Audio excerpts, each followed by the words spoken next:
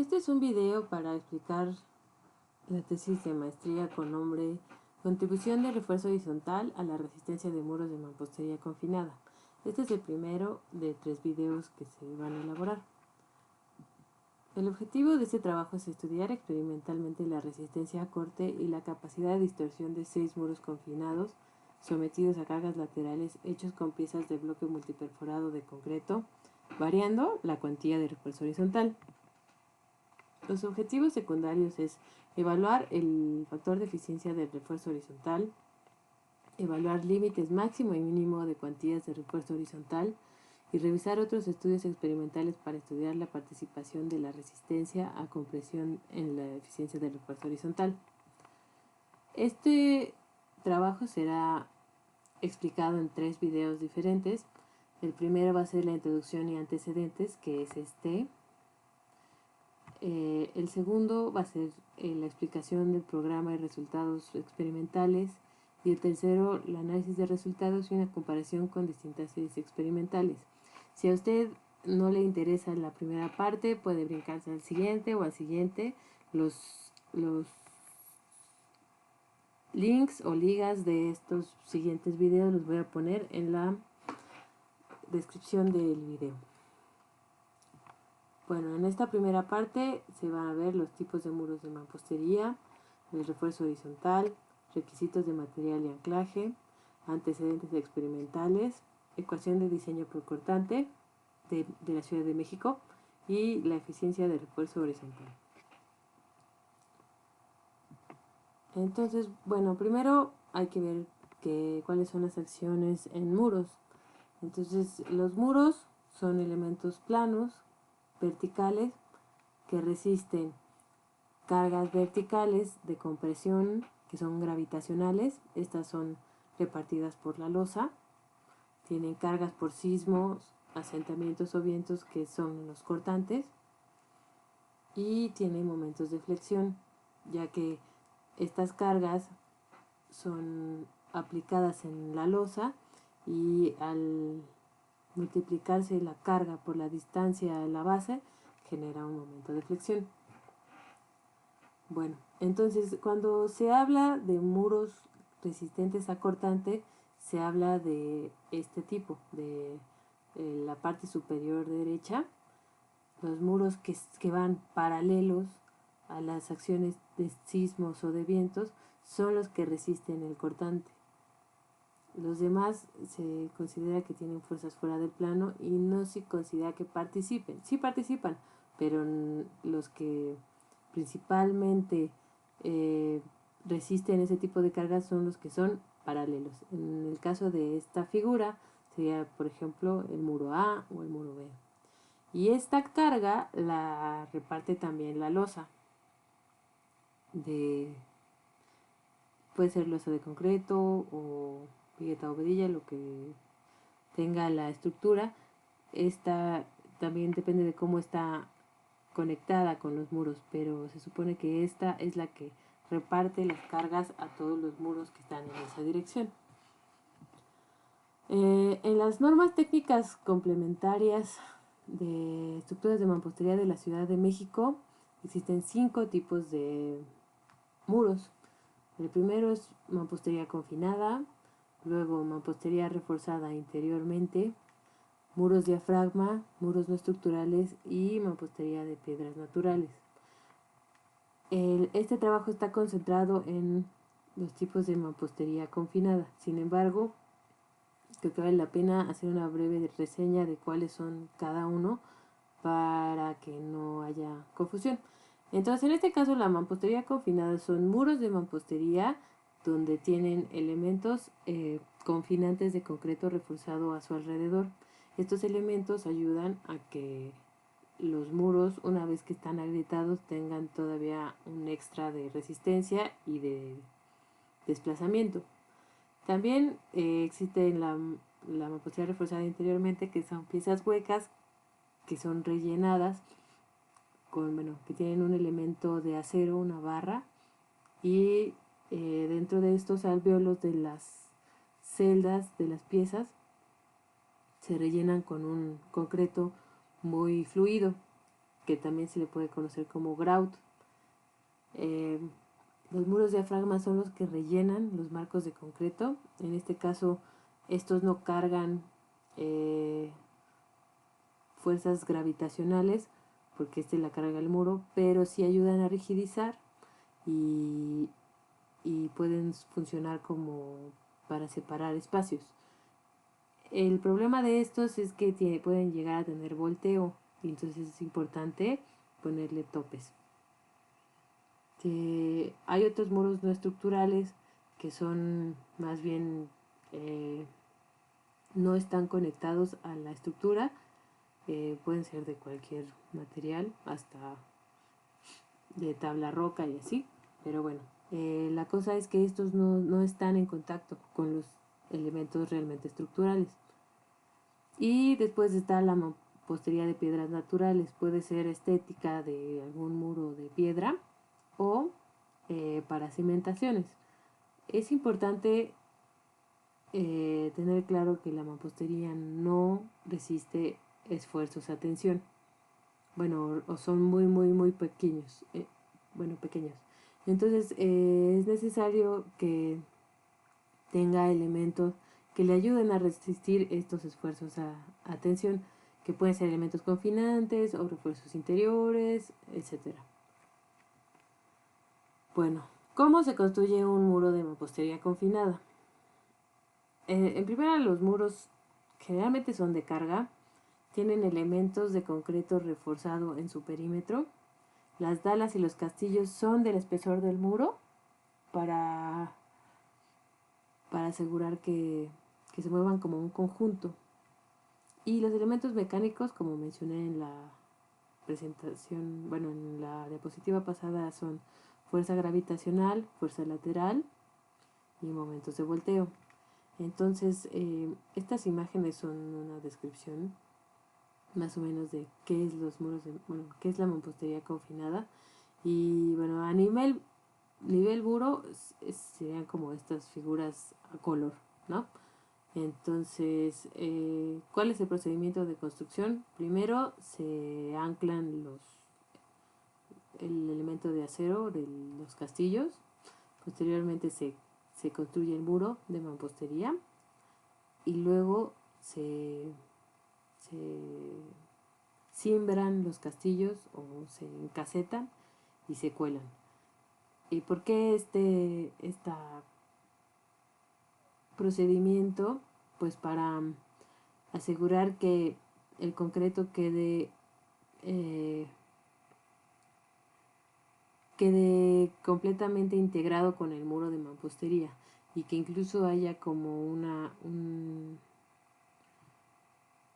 esto se llama dentado, ¿no? Bueno, hay como una pequeña rugosidad en el plano de cambio de material. Entonces lo que se interesa es que actúe el elemento como uno solo. Y bueno, los castillos se arman como concreto reforzado con refuerzo longitudinal y estribos acortante. Los elementos confinantes preferentemente se ponen en uniones de muros paralelos y perpendiculares, en los vanos de puertas y ventanas, o cuando la altura de los muros es más de 3 metros, ¿no? En el caso de muros muy largos, normalmente es de máximo 4 metros de longitud. Y aquí se puede ver un poco mejor en la figura de abajo a la derecha. Y entonces uno de los objetivos principales pues es hacer una pequeña retícula de elementos de concreto y de paneles de mampostería para las estructuras. Y bueno, aquí se puede ver a nivel muro cuáles son sus acciones, ¿no? Cargas verticales, cargas horizontales y momento flexionante. Aquí está un poco más definido, ¿no? Los elementos verticales en realidad no es una sola carga, ¿no? Los reparte la losa pero toda esta carga se concentra en una sola llamada P. Luego estos esfuerzos pequeños de cortante se concentran en una sola que se llama V, bueno, V. Y esas son las unidades, ¿no? Si es fuerza es kilonewtons o toneladas fuerzas. Y si es esfuerzo, pueden ser megapascales o kilogramos sobre centímetro cuadrado. Y el momento flexionante. Estas fuerzas se calcularían si el esfuerzo axial o sí, bueno, cualquiera de los esfuerzos se multiplica por el área transversal. Aquí lo pongo, ¿no? Entonces el esfuerzo axial se define por sigma, que es igual a P entre AT, fuerza sobre área. Y AT se define como la longitud por T, que significa el espesor. De la misma manera, el esfuerzo cortante también es así. La B, que es la fuerza cortante, entre el área transversal. El área transversal incluiría también los castillos, ¿no? Bueno, la longitud de los castillos. L va de paño exterior a paño exterior de muro. Y T, que es el espesor, del espesor normalmente es de la pieza. ¿Ok? ¿Cómo se comporta típicamente un muro de mampostería confinada? Bueno, este tipo de comportamiento acortante se divide en una figura trilineal, más o menos. Bueno, se discretiza, digamos. En realidad es una curva, pero se discretiza en 3 etapas. La primera es desde 0 hasta el primer agrietamiento, que es cuando aparece una grieta en las piezas de mampostería y el mortero. Posteriormente tiene una resistencia extra, pero también tiene una distorsión un poco más grande. En este caso, cuando aumenta de esta resistencia, pues es cuando ya están participando los castillos y ya se llega a una máxima y empieza a bajar a un cortante de falla, que es cuando ya la resistencia de los castillos pues empieza a bajar, ¿no? Y normalmente en este tipo de estudios se considera que el cortante último sería el 80% del cortante máximo. Esta gráfica es distorsión contra fuerza cortante, que sea la flechita horizontal B. Sin embargo, este eje puede ser también desplazamiento. Distorsión en realidad es fuerza, perdón, sí, entre la altura. Es como la altura medida. Si ustedes tuvieran un desplazamiento con un instrumento más abajo, sería la distorsión medida desde la altura del instrumento. Bueno, entonces tiene que ver con dónde se mide la distorsión. Ahora, ¿cómo se calcula la resistencia cortante con el reglamento anterior de 2004? Esta resistencia, digamos, BR sería el cortante resistente del muro, que se divide en dos. El cortante MR, con su índice así, que se refiere a la resistencia de la mampostería, y el cortante SR, que se refiere a la resistencia del acero horizontal. Todavía no hablamos del acero horizontal, pero es más o menos para ver la expresión de cálculo. Entonces la resistencia de la mampostería solamente, si me regreso a una diapositiva, sería esta, ¿no? La resistencia a la cual aparece el primer agrietamiento diagonal. Se define por esta expresión, que sería 0.5 de B asterisco M, que es la resistencia a compresión diagonal de muretes, por el área transversal más 0.3 de P, que sería la carga gravitacional o la carga axial. Y esta tiene que ser menor o igual a 1.5 FR, que es el factor de seguridad, por B asterisco M por AT. Bueno, entonces en este caso la resistencia participa BM, el área transversal, y P.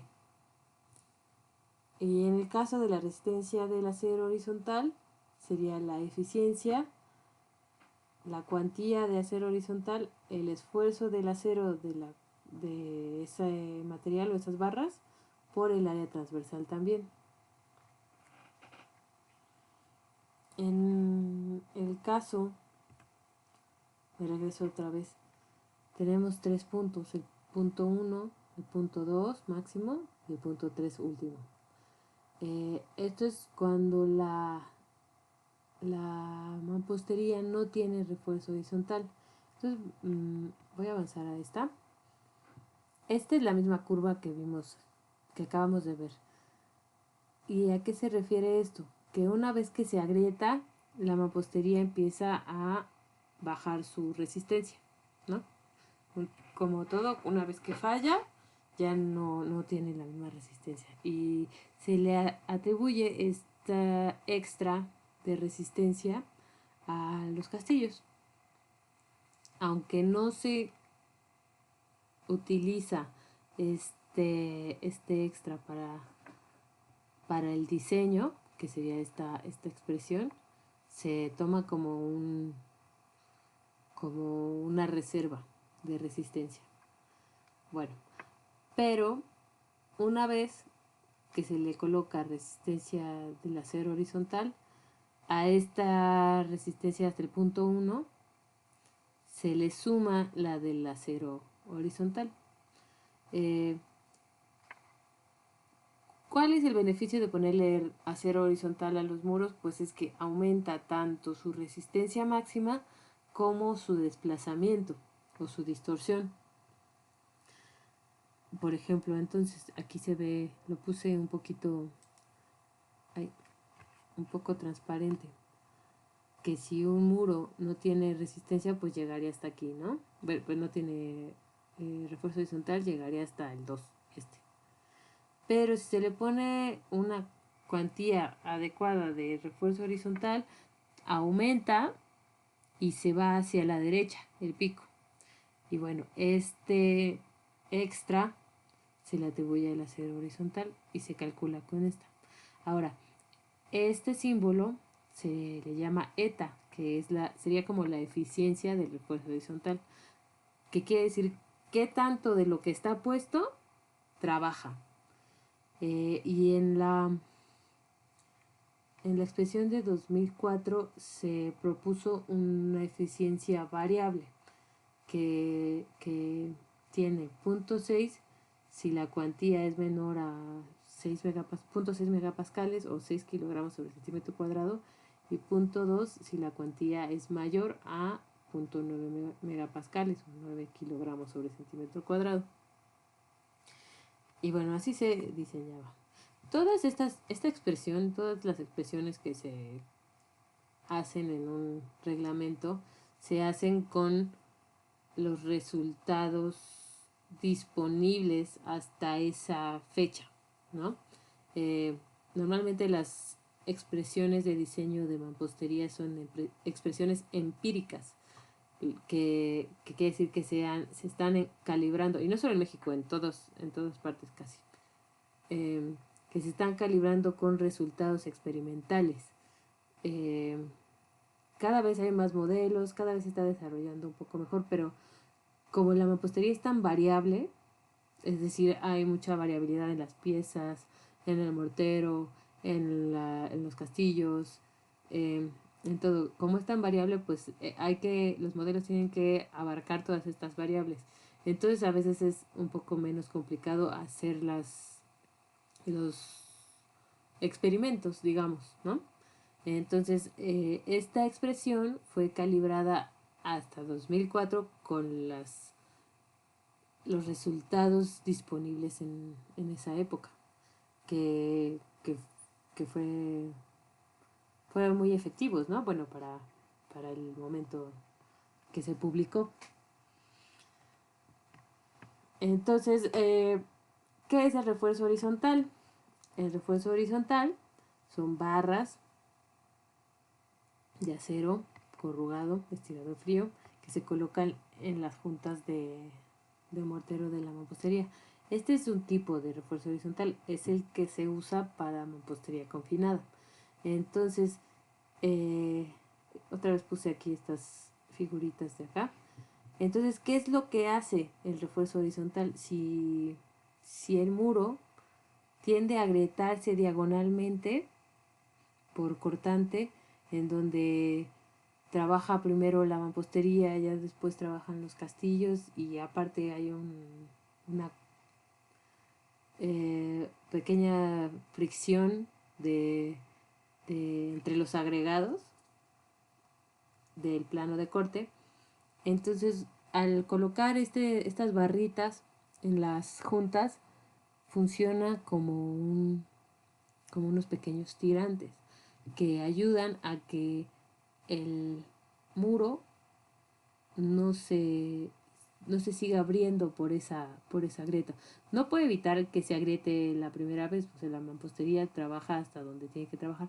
Sin embargo, lo que hace es que evita que se siga abriendo esa grieta.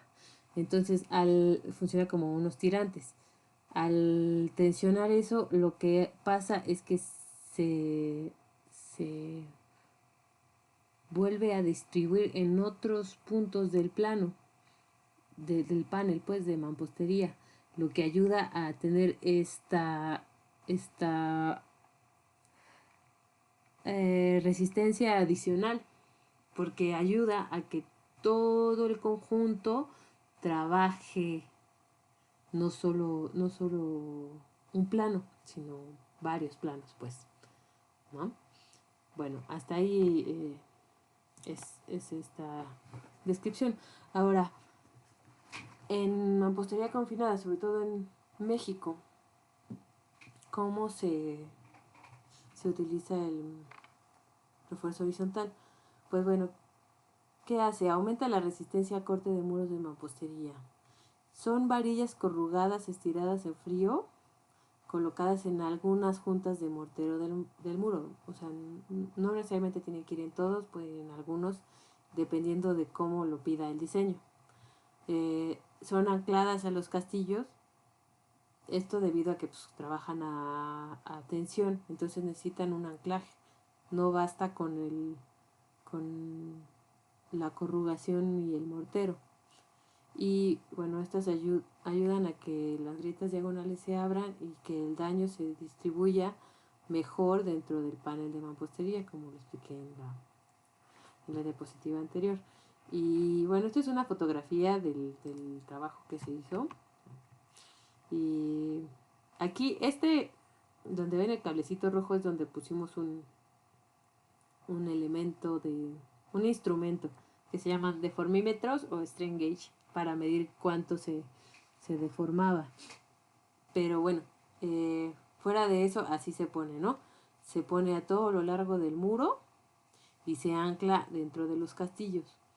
De preferencia que vaya por adentro, bueno, no de preferencia, más bien obligatoriamente, tiene que ir por adentro del núcleo que se va a colar en el castillo y va por, digamos, a todo lo largo del muro de la junta. Entonces, esta es una imagen que viene en la norma actual de 2017 y aquí se explica, ¿no? Que se va a calcular la separación máximo a 6 hiladas o 450 milímetros. Es variable, ¿no? Lo que mencionaba, de acuerdo al diseño, lo que se pida de cuantía, es como el diseñador puede jugar con diferentes combinaciones tanto de diámetros de barras como espaciamiento. ¿Okay?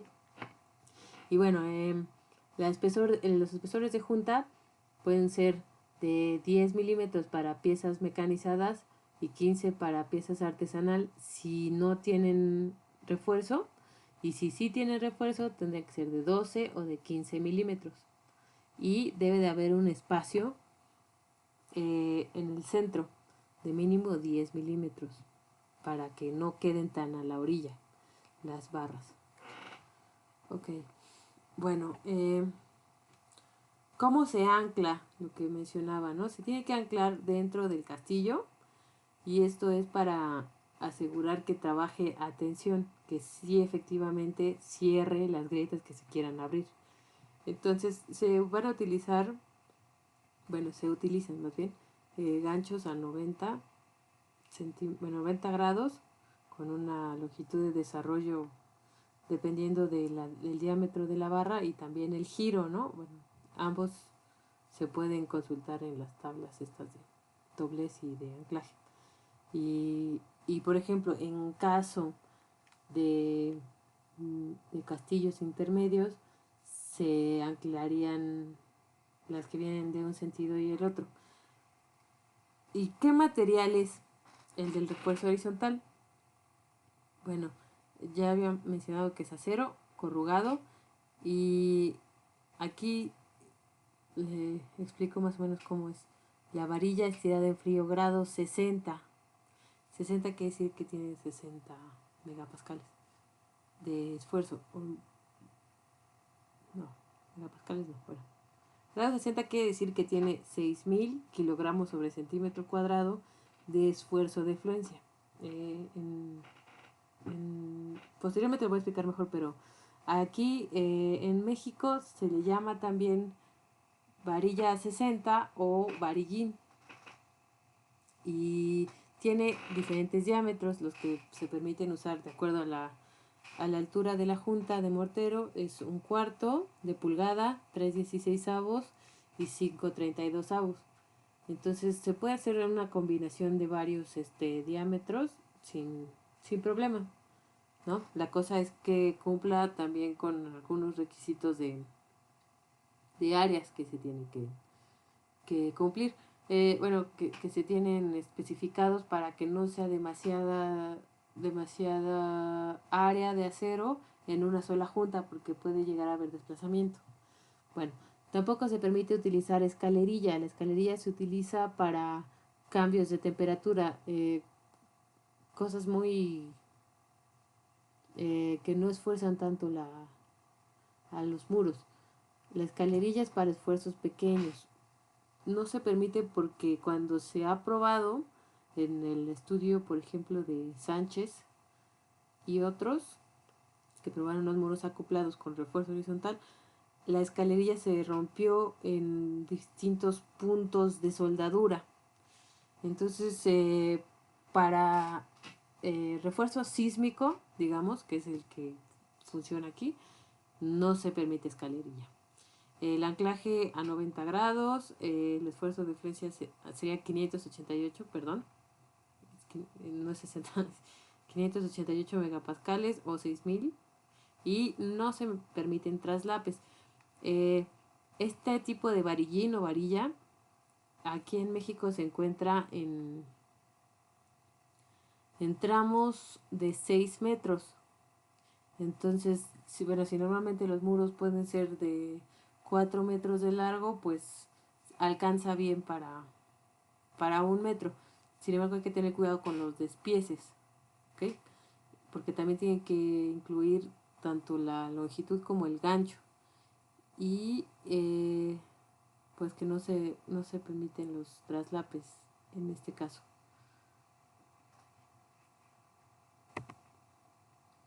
Esta es una explicación de cómo es el refuerzo horizontal en otros países. Lo menciono porque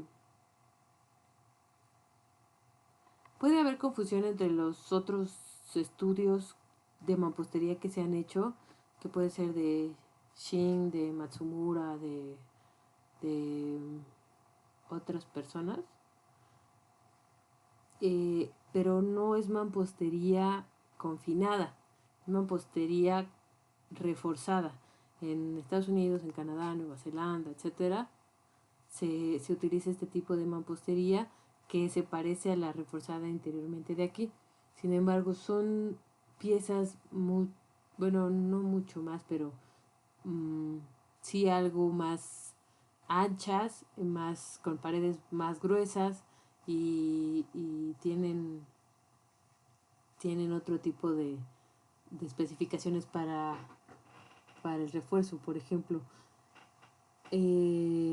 cuando el muro se refieren a él como fully grouted, quiere decir que todas las celdas, aunque no tengan refuerzo, están rellenas. Si no están rellenas todas las celdas, se le llama partially grouted. Y bueno, eso cambia, ¿no? Su resistencia cortante. Pero lo que quería yo plantear aquí es que el refuerzo horizontal que se usa en otros países se puede ver como en este tipo de vigas, o bueno, como una pequeña viga interna colada en el muro, pero estas se les llaman bond beam, que sería como la pieza acanalada de mampostería. Se le pone una varilla.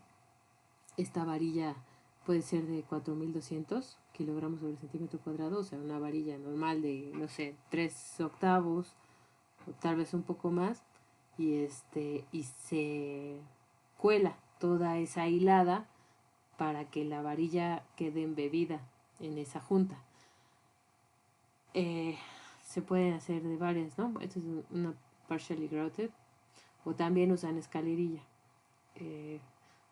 Pero han habido diferentes estudios. Uno es el de Basinger y Porter, y otro es de Schultz y Hutchinson, que explican que también el refuerzo horizontal en juntas, que se le llama aquí joint reinforcement, es más eficiente que el de las bond beams. Entonces, esto es nada más como un uh,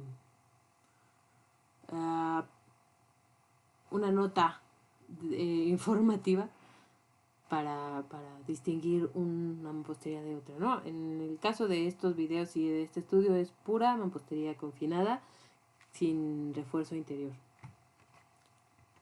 Ok, entonces, en mampostería confinada hasta 2004 se habían hecho varios eh, estudios experimentales, como lo había mencionado. Los primeros fueron los de Meli Salgado y Hernández y Meli en estos años. Posteriormente se hizo el de Sánchez y otros, de muros acoplados con tabique rojo recocido. Aquí es donde se, se llegó a la conclusión de que la escalerilla no era la más adecuada para refuerzo sísmico. Posteriormente se hizo uno de Aguilar y Alcocer, de tabique rojo. Aquí se varió también el refuerzo horizontal, los estribos y los castillos, ¿no? O sea, como que a veces cuando no hay tanto presupuesto, bueno, más bien todos los experimentos pues tienen un presupuesto limitado, entonces a veces se quiere estudiar lo más que se pueda, ¿no? Las más variables que se pueda. Entonces, se varían tanto el refuerzo horizontal como el refuerzo en castillos, etcétera, ¿no? Entonces, cada uno de estos especímenes tiene una combinación especial de acuerdo a las variables que se querían estudiar en cada uno de estos estudios. Y son estudios, pues muy elaborados, ¿no? Muy bien hechos. Posteriormente de Alcocer y otros, que fue tabique de arcilla extruida. Aquí se comparó también muros con refuerzo horizontal y muros confinados, y que también incluían refuerzo horizontal. Y Pineda y Alcocer, que fueron muros que fueron reparados con malla electrosoldada. Esto para probar técnicas de rehabilitación con malla electrosoldada por afuera del muro confinado. Entonces se probaron diferentes mallas y su cubierta de mortero.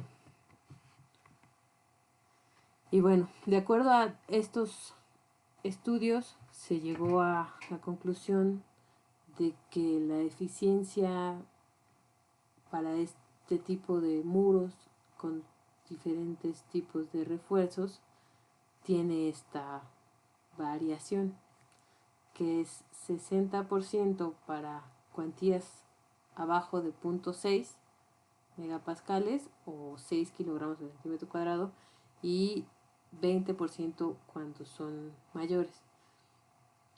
Siguiendo la lógica de entre más acero se le pone, menos eficiente es, lo cual es lógico, pero como fueron calibradas con piezas frágiles, bueno, con piezas de tabique rojo y tabique de arcilla extruida, pues hasta ahí, ese tipo de material hasta ahí permite que el acero funcione. Sin embargo, en años posteriores se ha mejorado tanto la producción como de piezas de tabique y se han hecho bloques de concreto, etcétera, que tienen unas resistencias un poco más grandes o tienen unos procedimientos de industriales mucho más controlados. Entonces esto permite que el acero funcione más de lo que se está contemplado en esta gráfica. Entonces, pues esta gráfica puede llegar a tener problemas para piezas de mayor resistencia. Los límites provocan inconsistencias si el FM, que es el valor obtenido de pilas a compresión, llega a ser más grande. Es funcional para este tipo de piezas de barro rojo o arcilla, pero ya en concreto no se sabía en el momento de que se hizo el estudio actual. Entonces, pues una de las cuestiones pues era ese, ¿no? Cómo se comporta esta gráfica cuando se utilizan bloques de concreto. Entonces, otra cosa, bueno, aquí pongo las figuritas de piezas huecas y piezas multiperforadas. Cuando se consideran piezas sólidas o piezas huecas, es por esto, ¿no? Si tiene 75% de área bruta, se consideran piezas sólidas. Si tiene menor a 75, se consideran piezas huecas. Y es esta relación entre el área bruta, que sería toda, entre el área neta, si digamos descontándole las celdas. Y si es, tiene que ser mayor a 0.5, pero menor a 75%. Mayor o igual. Bueno. Y se hizo una análisis de esta para evaluar dos tipos de piezas, ¿no? Una muy débil, que sería 20 kilogramos por centímetro cuadrado, y otra con 50. Y de manera que cayera como en la parte alta de la eficiencia y en la parte baja.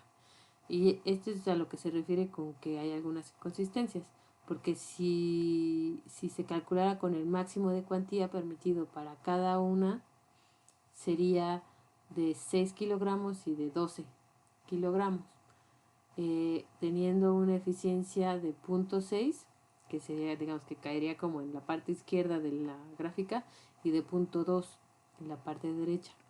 Si se calcula ese esfuerzo acortante del acero, sería eta por la cuantía por el esfuerzo del acero, que sería 0.6 por 6 y daría 3.6 kilogramos sobre centímetro cuadrado. En este caso sería 0.2 por 12, que sería 2.4 kilogramos sobre centímetro cuadrado.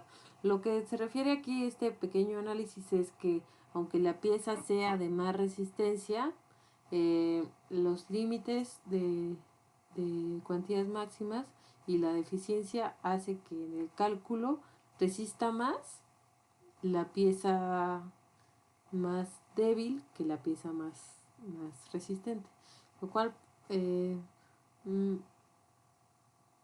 no es funcional si se quiere explorar el mercado de piezas más resistentes. Bueno, hasta aquí es este video. Sigo con la parte experimental en el siguiente.